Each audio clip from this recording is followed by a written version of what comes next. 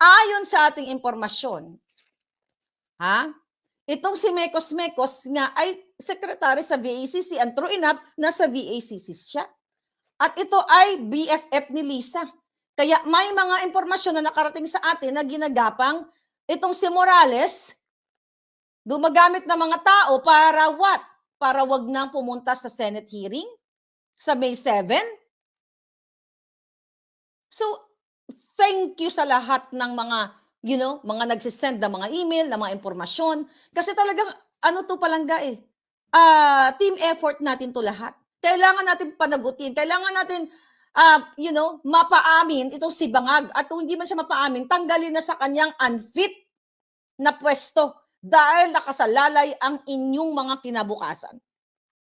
Kaya nga ito si Arsenio Boy Evangelista, nung pinanood ko siya, naawang-awa ako dati, may napanood ako sa kanya na umiiyak siya. Pero sir, bakit katahimik? Dahil ba kasama niyo ang campaign donor ni Marcos Jr. na si Kumar? Ano pinaglalaban niyo? Crime and corruption, ito pinag-uusapan. Humiyaw ang loto, ang smuggling, ang kidnapping, lahat. Bakit kayo tahimik? Kaya pala dahil ang BFF ni Lisa na gumagapang na parang ahas, sekretary mismo ng VACC.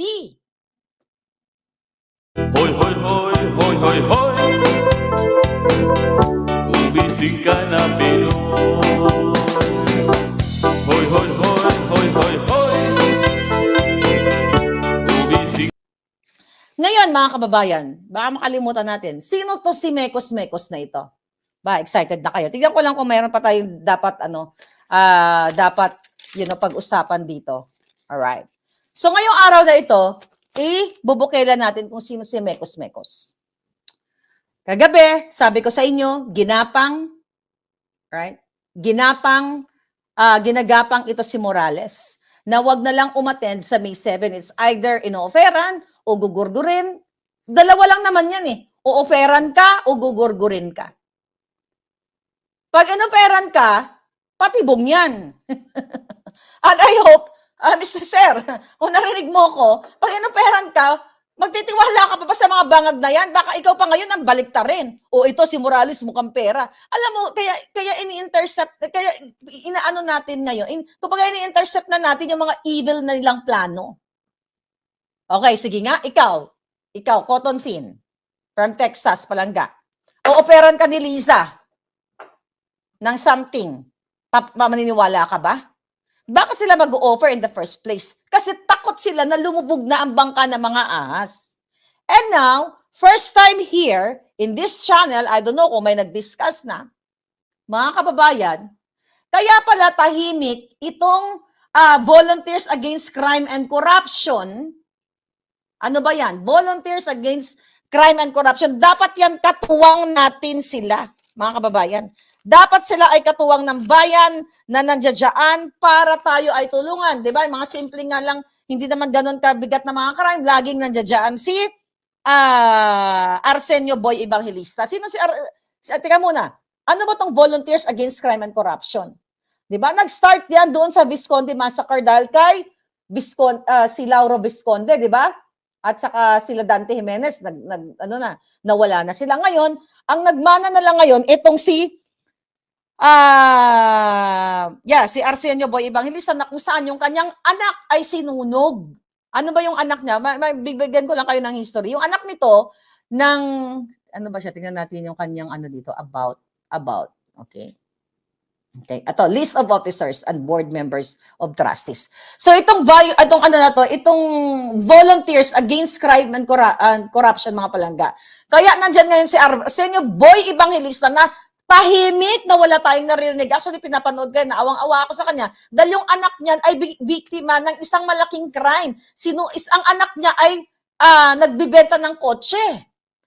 Yung anak niya nagbibenta ng kotse, sinamahan yung sumunog sa kanya para mag-drive test. Hindi na nakabalik yung anak niya, sinunog ng bonggang-bongga. Sunog na sunog. Kaya nga si Arsenio Boy Evangelista nandyan ngayon sa, sa Volunteers Against Crime and Corruption. Pero wala tayong naririnig.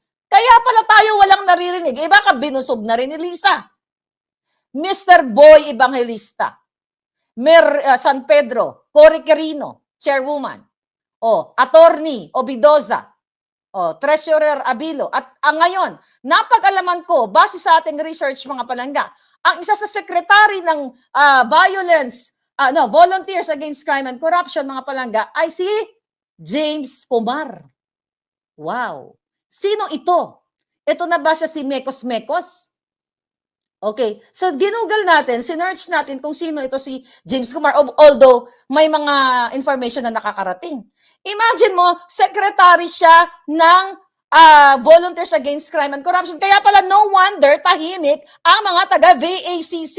Mr. Arsenio Evangelista, sa ngalan ng anak mong tinustado ng mga kriminal, ginornog, nagbuwis ng buhay ang anak mo, nagdal sa mga kriminal na ito, umiiyak ka sa national TV, nakikipaglaban ka sa hustisya, bakit tahimik ka dito? Dahil ba si James Kumar ay front at dyan kasapi ng VACC? Yung pala, itong Kumar na ito mga palangga, isa siya sa donor ni Marcos Jr. noong 2022.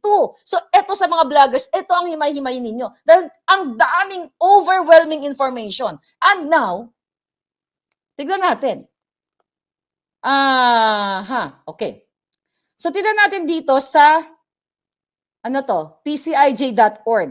Okay? Who donated to Bongbong Marcos, August 31, 2022. So, sinearch natin kasi kagabi sabi ko, I think itong si Mekos Mekos ay campaign donor. Yun ang nakarating sa atin. So, true enough. Siya ay nasa number of contributor.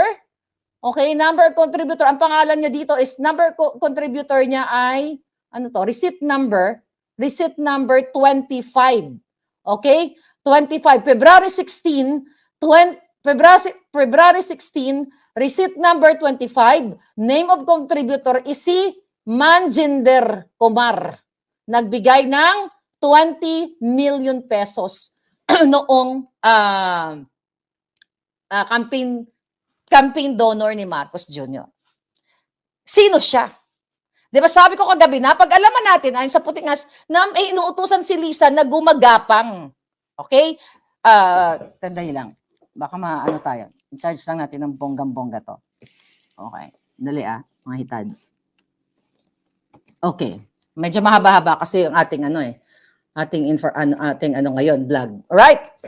So ngayon, napag-alaman ko, base sa research na itong campaign donor ng 20 million noong 2022, ito nga siya si Mekos Mekos. Nagkamali kasi si Mekos Mekos kasi yung anuhan niya, isa sa mga ginagapang nila si Lisa ay insan ko. Baka naman insan. Di ba yun yung ng Mekos Mekos? Si insan? Yun yung mga term nila. So ngayon, napag-alaman natin, ito palang Kumar. Kumar, ayon sa ating source, sa ating puting ahas, ay, yun nga, sinearch ko, sabi sa akin, Miss Marlicat, i-google mo yung VACC na yan. Kaya tahimik ang VACC kasi nga yung Kumar ay secretary. At sino yan? Kasabwat ni Lisa sa kanilang mga transaksyon, mga palangga. So, ang founder ng VACC, again, ay si Dante Jimenez na nawala na nga. Na pinaglalaban nila itong crime and corruption. Diba?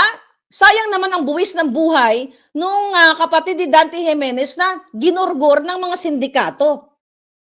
Okay? Ginurgor ng sindikato at si Visconde, yung ang kanyang pamilya, diba? Pero sa more on si Dante Jimenez talaga ang, very visible dito. So ngayon, balikan natin. Kagabi, sabi ko, may nagmekos-mekos. Ngayon, may pangalan na si Mekos Mekos. Ayon sa ating impormasyon, itong si Mekos Mekos nga ay secretary sa VACC, and true enough, nasa VACC siya. At ito ay BFF ni Lisa. Kaya may mga impormasyon na nakarating sa atin na ginagapang itong si Morales, gumagamit ng mga tao para what? Para wag nang pumunta sa Senate hearing sa May 7. So, thank you sa lahat ng mga mga nagsisend ng mga email, ng mga impormasyon. Kasi talagang, palangga team effort natin to lahat. Kailangan natin panagutin. Kailangan natin, mapaamin itong si Bangag. At kung hindi man siya mapaamin, tanggalin na sa kanyang unfit na pwesto dahil nakasalalay ang inyong mga kinabukasan. Kaya nga to si Arsenio Boy Evangelista, nung pinanood ko siya, naawang-awa ako dati, may napanood ako sa kanya na umiiyak siya. Pero sir, bakit ka tahimik? Dahil ba kasama niyo ang campaign donor ni Marcos Jr. na si Kumar? Ano pinaglalaban niyo? Crime and corruption, ito pinag-uusapan. Humiyaw ang loto, ang smuggling, ang kidnapping, lahat. Bakit kayo tahimik? Kaya pala dahil ang BFF ni Lisa na gumagapang na parang ahas, sekretary mismo ng VACC. Na NGO ito Hinahaluan nyo ng politika. Saan tatakbo ang Pilipino? Hindi na sila makatakbo sa DOJ, hindi sila makatakbo sa PIDEA, hindi sila makatakbo sa PNP. Hawak sila lahat ni Lisa. Saan kayo pupunta, taong bayan? VACC sana, hingi tayo ng tulong. Pero nandyan ang kaibigan ni Lisa, donor ni Kuting Jr. Sabi ko nga, maililink pa natin sa kidnapping dun kay kay distressed mother And this is all about Lisa, mga palangga. Yeah, kaya tayo may ganitong mga pag-uulat, boljakin nyo itong mga taga-VACC. Bakit kayo kamo tahimik? Nabusog ba kayo? Butod ba kayo sa pera ng bayan? O baka pinanalo rin sila sa loto? I'm just asking. I'm not accusing. I'm just asking why tahimik kayo. What's the point of that NGO? Yan na nga lang dapat ang nilalapitan ng taong bayan. Ano yung NGO ninyo? Andyan si Kumar na nagbigay ng 20 million at ayon sa ating puting ahas, gumagapang din para hindi makarating itong si Morales sa May 7.